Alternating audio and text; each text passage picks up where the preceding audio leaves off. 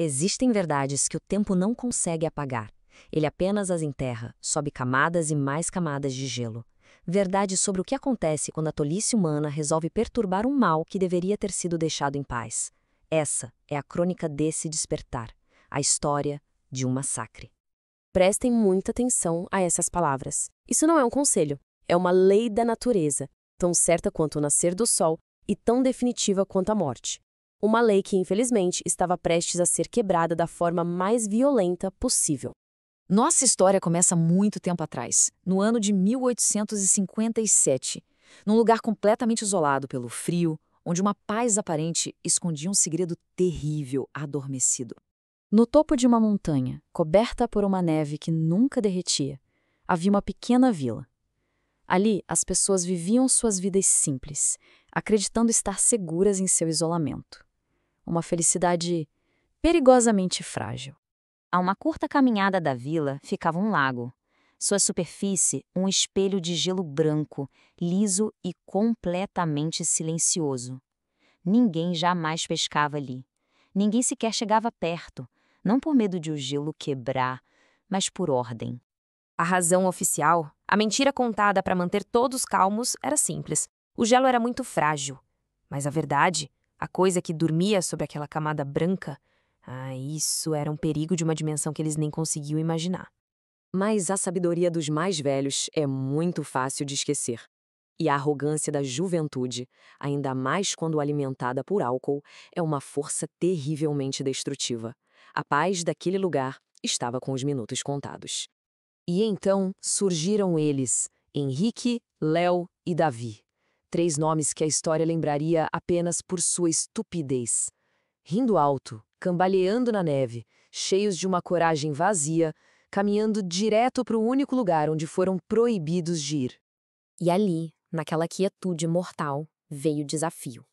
As palavras que ecoaram no silêncio e selaram o destino não só deles, mas de cada alma daquela vila. Uma aposta estúpida, nascida do orgulho e da bebida. Com toda a força de sua juventude bêbada, Léo arremessou. A garrafa voou, e o som agudo do vidro estilhaçando o gelo foi como o estalo de um gatilho. O barulho foi seguido por risadas altas, as últimas risadas felizes que eles dariam em suas vidas. De repente, o riso parou. O ar pareceu ficar mais pesado, mais frio. A brincadeira tinha acabado, e o pesadelo estava apenas começando.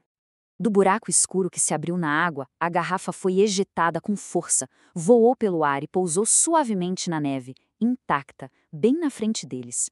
Um ato impossível, uma resposta direta à provocação.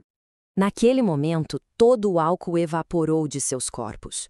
O calor da bebida foi substituído por um frio que não vinha da neve, mas de dentro.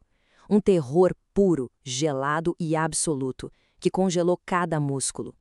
A pergunta pairou no ar por um único terrível segundo, e a resposta não veio em palavras. Veio numa explosão violenta que rasgou o lago de ponta a ponta, lançando blocos de gelo e água escura para o céu.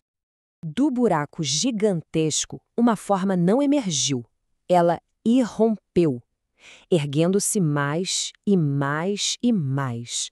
Uma silhueta de pesadelo que bloqueou a luz do dia. Uma criatura de 3 metros de altura. O corpo era quase o de um homem, mas coberto por escamas pálidas de um branco doentio. A cabeça era, sem dúvida, a de um crocodilo, também de um branco fantasmagórico. E os olhos eram de um amarelo febril e brilhavam com uma inteligência antiga, faminta e puramente maligna. O rosnado que saiu daquela garganta não era de um animal, era o som de ódio puro, concentrado, finalmente liberado após um sono de séculos. E a caçada começou. O movimento foi um borrão de violência inimaginável. Num piscar de olhos, a criatura agarrou Léo. Sua mandíbula se abriu e fechou num estalo seco e alto. A cabeça dele foi devorada. O corpo, sem vida, foi jogado de volta na água escura, como se fosse lixo. Henrique nem pensou, apenas correu. Correu com o ar queimando seus pulmões e o único som no mundo, além do seu próprio pânico, era o grito de Davi sendo interrompido por um barulho úmido, o som de carne e ossos sendo rasgados. Ele alcançou a vila em desespero e se escondeu.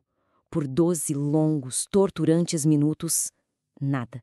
Silêncio absoluto. E então, o som. Passos pesados na neve, cada um uma batida de tambor fúnebre.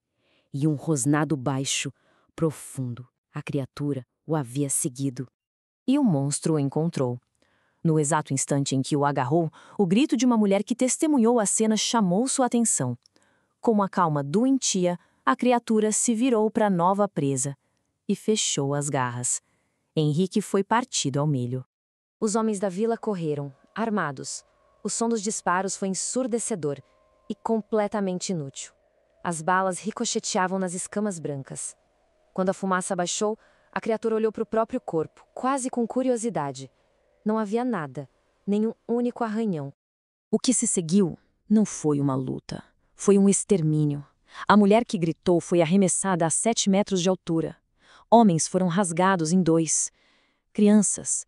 A neve branca se tornou um tapete vermelho e espesso.